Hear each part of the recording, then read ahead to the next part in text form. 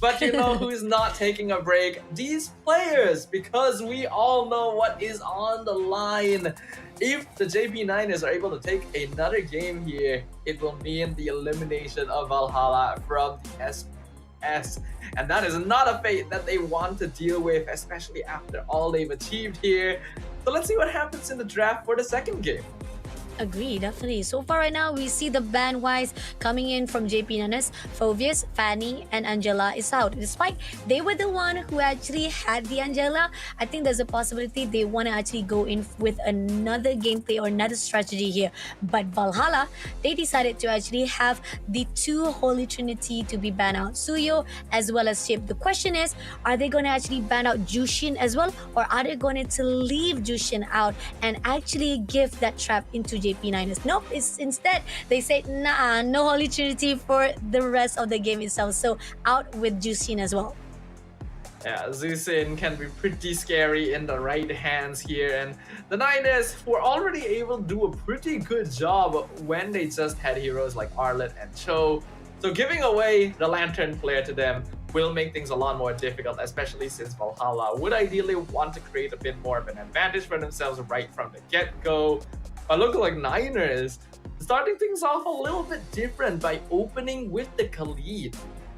Okay, interesting. The question is, where do they want to actually put this Khalid? He can be a roamer, even though right now we know that Khalid is a little bit been nerfed, but he has the potential to actually give a lot of disturbance. So that's actually a good a question whether or not how JP Nanas want to play it out for this round.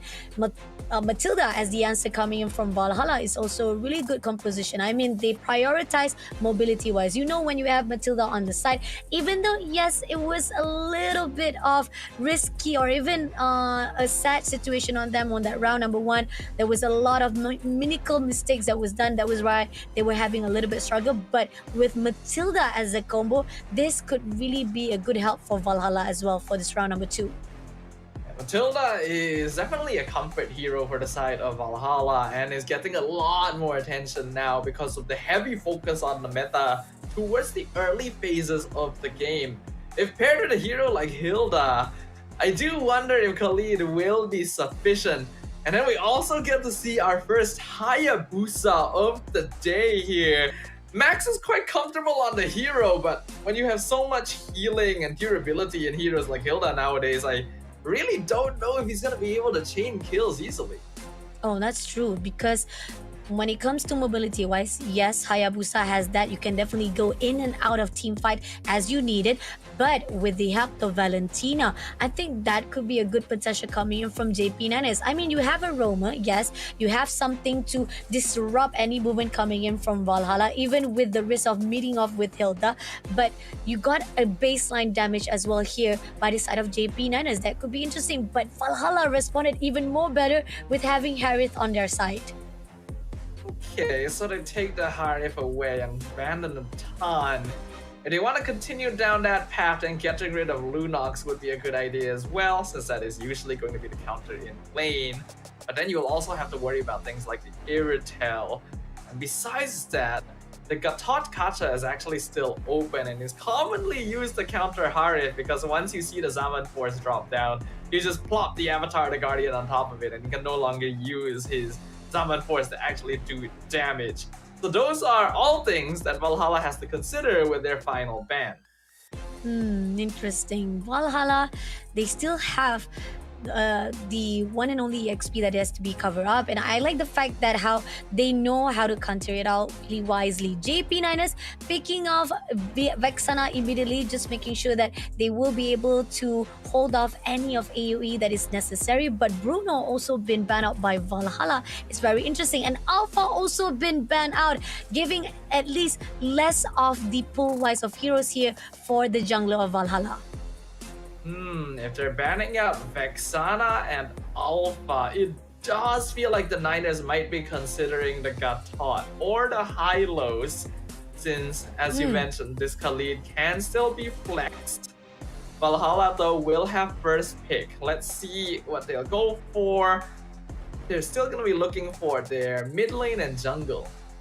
Yeah, that's true. So it's either they pick the high loss or it's gonna actually give that opportunity to JP Niners to pick it up. So either one, it could be a good case for them. So high loss or Gato Kacha in the hands of, but no, they picked up the Faramis instead. So JP Niners, the question is, are you gonna actually pick up Gato Kacha now, or are you gonna actually have high loss on your hands?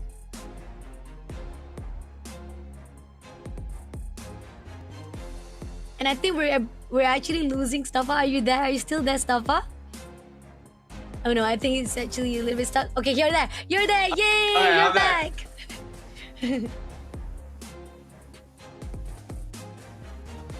Oh wow. They picked up Cho instead. They picked up Cho and Lunox for JP9 as Stuffa. What the? What? Freya? Freya in Whoa. the mix? I think, oh wow, I think this is our first debut of Freya in SPS. I haven't seen Freya being used in SPS even this for the past 4 days. So we got Freya and Faramis into Valhalla. Okay, Staffa, please give me your thoughts on this drafting. Okay, firstly, before I started glitching out earlier, I was questioning the Faramis because picking that into a Valentina is something teams always try to avoid doing. Because that Netherrealm is gonna get stolen every single time, and then it just doesn't really matter as much anymore. But the Freya is very, very strange, because compared to other fighters, yeah, she can actually put up a solid damage, but she's quite easy to kite. She can be quite easily CC'd, so I guess in this case, there's not actually that much crowd control on the Niners, so it could work, but I'm just very curious to see what happens. I'm curious to see what happens too. This is it, guys. Second round of our last series. JP Niners Malaysia versus the team of Valhalla.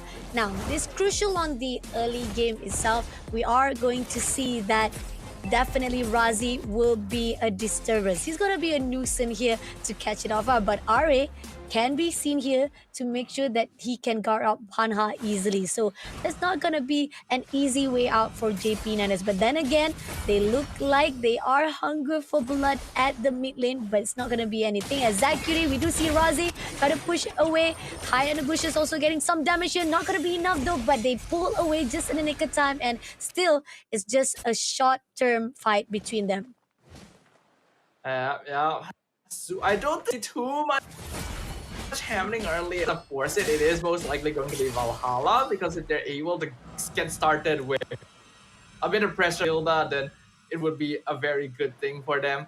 I also think that Yetri is going to have some difficulty in this game, because there are 3 Purifies on the side of Valhalla, so being able to get that CC in is going to be very, very difficult. And they don't really have any other way of forcing it out initially either. Lock on is not going to be easy for year 3 at this rate, and we do see they're going to actually try to pin out Panha. Doesn't get the connection that is needed, even with JP Niners try to pull in. But here on out, seems that we do see the potential of the contestant coming in, and Turtle has already been spawned out. Let's wait out. Let's see if there will be a fight. Early on, I do still think that Valhalla has a slight advantage, but if both teams have that Netherrealm to play with, and if Max can come in at the right timing, it could actually be pretty even. Either way, this turtle will determine who has that early game prio. And coming in straight away, it's going to be a 3, try to go in for the Waves of Dragon, doesn't pull in, but Panha did manage to get the turtle, and at the time being, it's going to be Razi to pull away before becoming a casualty.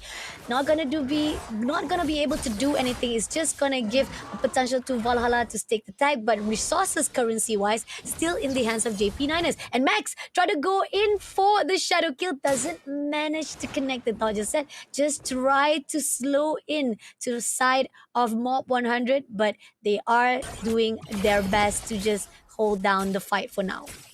Yeah, I'm pretty sure that was an executive decision being made by Max. He also understands that Niners are not in a state where they can actually fight Valhalla this early on into the game, so there's no point trying to contest the turtle anyway. Rasi was just there to see if maybe he could get a cheeky steal in if Panha got the wrong retreat timing. Instead, Max went to steal the purple buff instead to try and outfarm Panha a little bit. Let's see if that continues succeeding because Valhalla being very aggro now. They're being very aggro, and we do see Razi try to actually disrupt the movement of Panha. So far, it's a really good trade-off between the two teams, Valhalla and JP Nanas.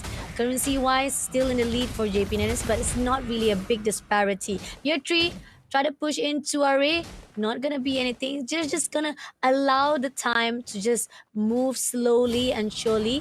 But we do see Max coming in for the invasion, and we do see it's gonna give a leeway for the side of Max to get what he needs. And that's a good move coming in from year 3. Just let the focus come in his way and not allow array to just shut down any movement coming from Max. Yeah, I think compared to the previous game, JP Niners have a clear idea of when their power spike is going to be this game, and that is the late game phase, especially if Max can get some kills under his belt. Looks like they're not quite able to pick up height on Bush here, but Skypiercer is just completed on the Haya.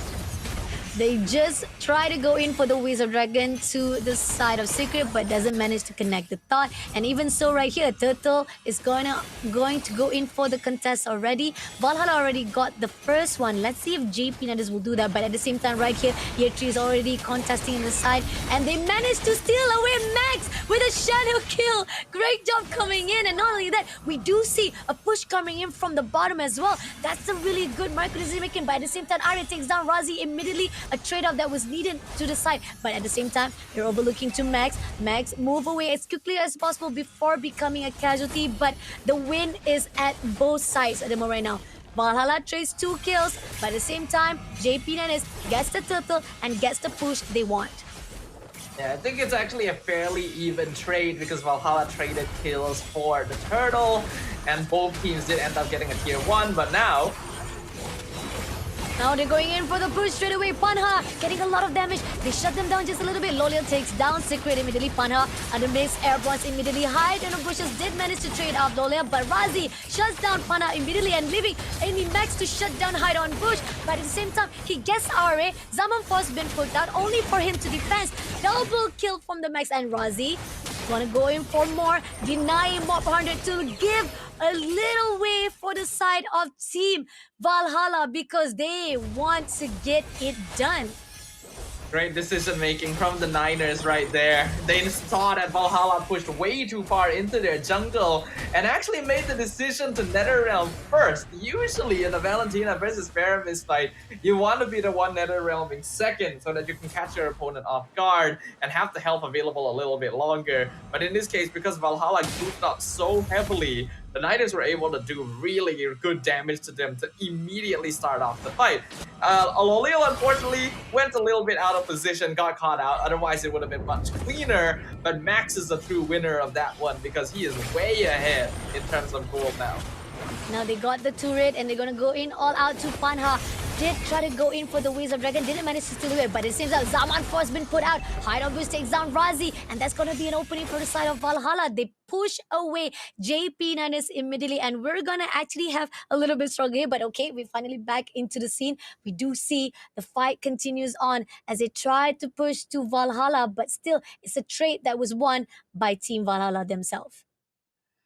Team Valhalla right now do still have a pretty good composition, but the Niners are farming very, very well. And again, a lot of that gold lead is in Max specifically. We all know Hayabusa can be very, very scary as a hero once he has a couple of kills under his belt. And that's exactly what he has right now. He's building up those Skypiercer stacks. Valhalla ideally needs to pick him off within the next few moments, but they really don't have a lot of crowd control themselves, actually. They're purely operating off of vault with that NetherRealm. And the third turtle is about to be contested. Here on out, Razi goes in, try to go in for the push, but doesn't get the connection that is needed. They go in all out. Airboss comes through. Max takes down the turtle immediately. Zombie been put down, but at the same time, at what cost here? JP9 is losing their lifeline. 2 players already out. Panha goes in for Zakiri, but at the same time, Zakiri got to finish the dot. He did manage to take down Panha for the turn, and Max comes in to shut down the last players right in front of him, but still surviving. Secret try to survive it out. Zakiri gonna deny a 2-on-1 situation, but he did manage to circle away with the circling angle, so there's no way that Team JP Niners will get another trade for those loss. This is why Matilda is a very annoying hero in the right hand. So much mobility. But the Niners, again, really well played in that last fight. They're using all of their AoE to make sure to burn down the Nether Realm on the side of Valhalla before Max goes in with the Ogi Shadow kill. He wasn't able to get any additional kills with that one, but he got some more assists, and everything goes towards that Sky Piercer just to make it much more easy to execute the members of Valhalla once they have been whittled down by Rasi and Lolil. So far, things are looking pretty good for the Malaysian team, but Valhalla, they've turned things around before. Let's see if they can do it again. Oh, a little bit extension coming in from year 3, try to go in for the Wizard Dragon, but then ended up being taken down, punished by Valhalla instead.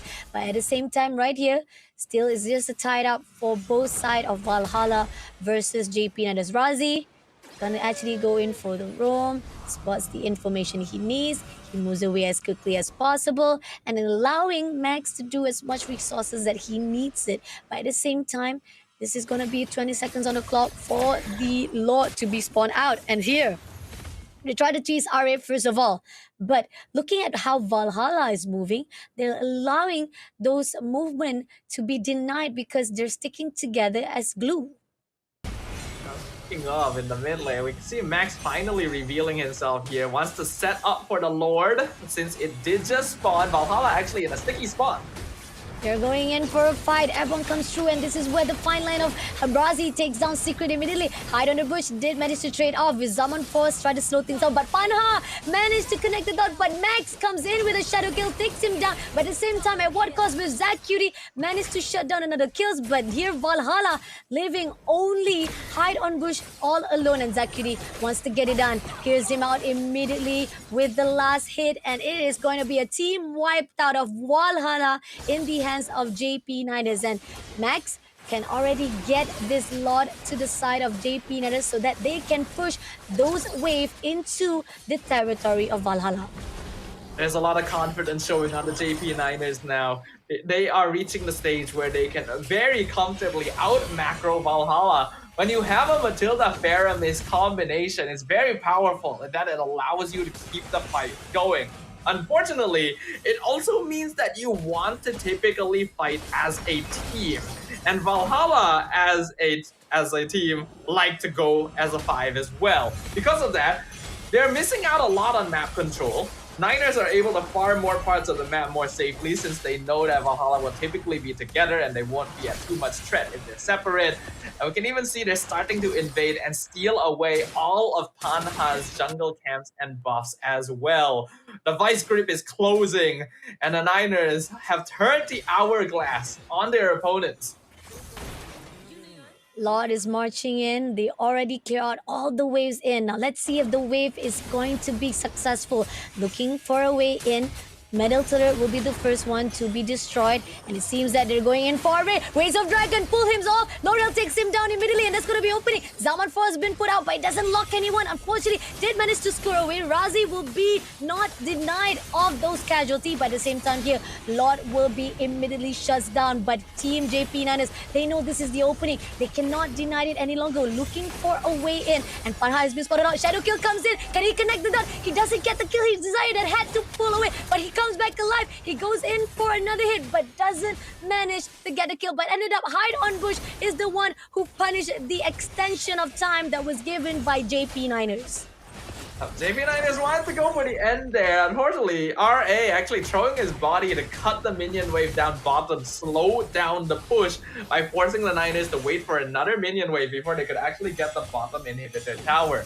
I do feel like Rasi ended up jumping a bit too deep because at that stage, there were too many members of Valhalla alive. So they could quite easily clear out the minion wave, and it was unlikely that Rasi would make enough of an impact. So I feel like he threw his life away for not too much there, but at this point, his life isn't actually worth too much anyway, so he's quite okay with it. That's kind of true, but Max takes down Hyde on Bush. That's going to be opening, and Circular Eagle will deny by Zack Cutie, and this is they're going to go all out with the fight. Stunned straight away by Ari. Ari will be denied by Max, and Zaman Force had to be pulled out as a defense mechanism. Double kill by Max again and again. Is getting already 7-0-6, and they know this is the last push they needed, but they're going all out with the Waves of Dragon, taking out Prism Ball to Panha, but Panha managed to score away, but that's definitely managed to take down Hyde on Bush. 100, try to push away with that Zaman Force, but at the same time Lola takes down Panha, and it's going to be the end of round number 2, making another 2-0 donut in the hands of JP9.